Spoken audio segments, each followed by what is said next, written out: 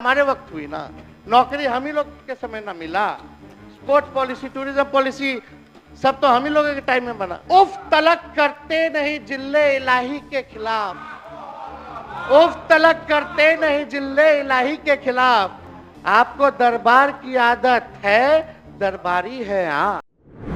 बिहार राजनीति का केंद्र बिंदु, बिहार आने वाले वक्त की राजनीतिक दशा और दिशा तय करने वाला केंद्र बिंदु, बिहार राजनीतिक तौर पर जबरदस्त लड़ाई और सियासी वर्चस्व का केंद्र बिंदु। जी हाँ, इस साल अंत में होने वाले बिहार विधानसभा चुनाव में कुछ ऐसी ही रणनीतियां देखने को मिलने वाली हैं जिसमें राजनीतिक दल अपनी राजनीति को बचाने के लिए, कुर्सी की दहलीज तक जाने के लिए और गठबंधन के साथ कुछ भी हासिल कर लिया जाए इसके लिए कुछ भी कर गुजरने को तैयार है। दरअसल इस वक्त देखा जाए तो बिहार में विधानसभा का बजट सत्र चल रहा है, जिसको लेकर के लगातार सत्ता पक्ष और विपक्ष के बीच हंगामा देखने को मिल रहा है। एक तरफ सम्राट चौधरी जो कि बिहार सरकार में वित्त मंत्री हैं, उन्होंने बिहार में यहाँ पर एक बजट पेश किया।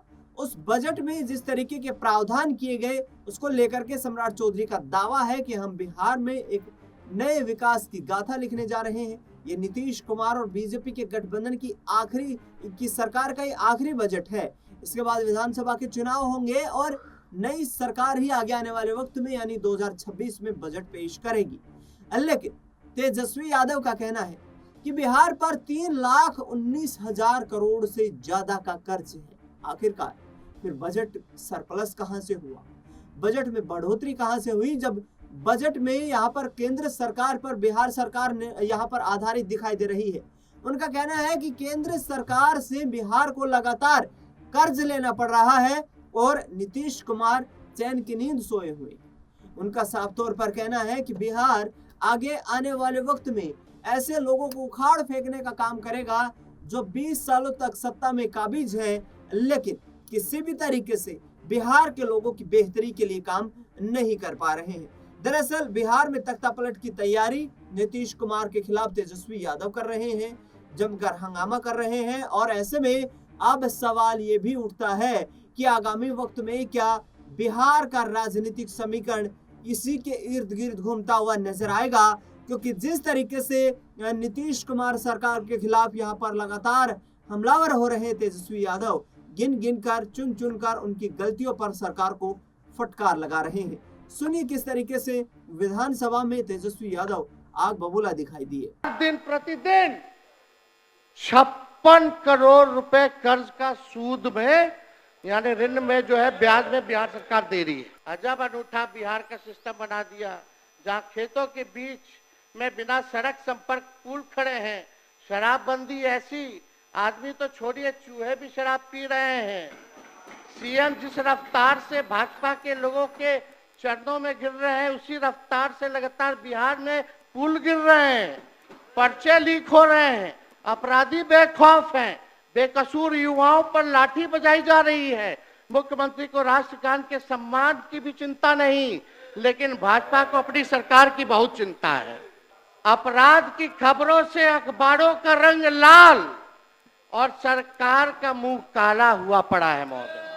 20 साल का इनका शासन का 65,000 से ज्यादा हत्याएं हुई हैं, 25,000 रेप हुआ है, 1 लाख किडनैपिंग हुई है, 3 लाख चोरियां हुई हैं महोदय। ये थाना हो, ब्लॉक हो, सीना जोड़ी से रिश्वत चल रही है महोदय। दाखिल खारिज जमाबंदी संबंधित वर्ष 2008 से अब तक कुल 1 करोड़ 36 लाख वाद दायर किए गए, जिसमें से 52 लाख वाद को रिजेक्ट कर दिया गया तथा अभी भी रिश्वत नहीं देने के कारण लगभग 2,29,000 वाद विभिन्न जिलों में लंबित है महोदय। जब हमारी सरकार आएगी, यही अधिकारी बैठकर नहीं बल्कि खड़े होकर बिना रिश्वत दिए आम जनता का काम करेंगे। अरे जिस शासक का इकबाल खत्म हो जाए तब उसकी तो आदेशपाल और चौकीदार भी नहीं सुनता महोदय। हाउस कीपिंग रख रखाव के नाम पे 583 करोड़ रुपए खर्च किए जा रहे हैं।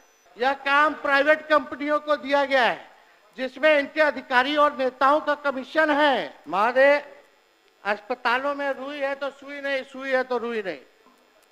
स्वास्थ्य सेवाओं में अभी 49% पद खाली है। मैंने स्वास्थ्य मंत्री रहते हुए 20 अगस्त 2023 को, सुन लीजिए, 20 अगस्त 2023 और 24 जनवरी 2024 को 1,31,793 नए पदों का सृजन संबंधी संचिका पर हस्ताक्षर कर नए पद सृजित किए थे। लेकिन एक हफ्ते बाद हमारी सरकार गिर गई और अभी स्वास्थ्य विभाग और वित्त विभाग में धूल फांक रहा है महोदय, ये फायदा।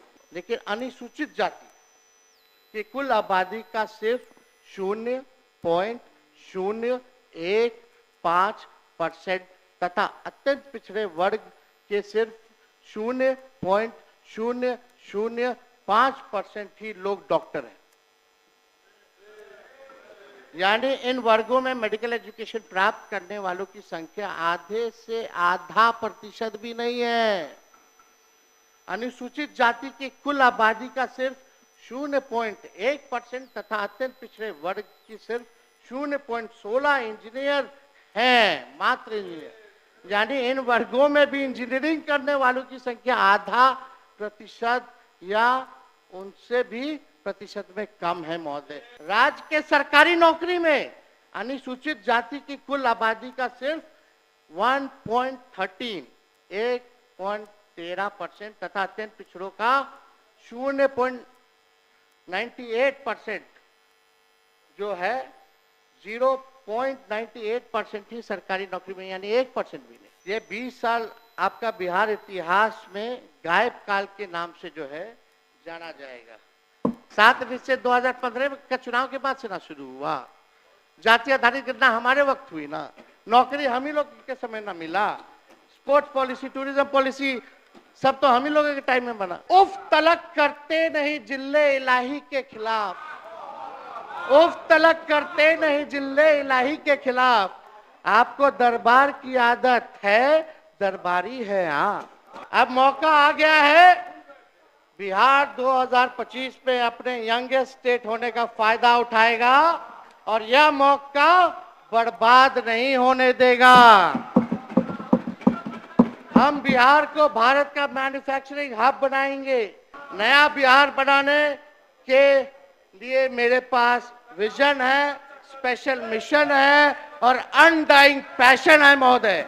बिहार की 58% आबादी 50 वर्ष के लोगों से कम की है और उसके सपनों को, आकांक्षाओं को, भविष्य को अपनी कुर्सी का खेल में। तो ये तेजस्वी यादव है, नेता प्रतिपक्ष की जिम्मेदारी इस वक्त निभा रहे हैं, लेकिन आगे आने वाले वक्त में दावा करते नजर आ रहे हैं कि बिहार में हम बड़ा सत्ता परिवर्तन करने में कामयाबी हासिल करेंगे। ऐसे में देखना दिलचस्प ये होगा कि किस तरीके से नीतीश कुमार की सरकार का तख्ता पलट करने में आरजेडी महागठबंधन को कामयाबी हासिल होती हुई नजर आती है। फिलहाल इस खास कार्यक्रम में इतना ही। देश दुनिया से जुड़ी तमाम बड़ी खबरों के लिए देखते रहिए SPN 9 न्यूज़।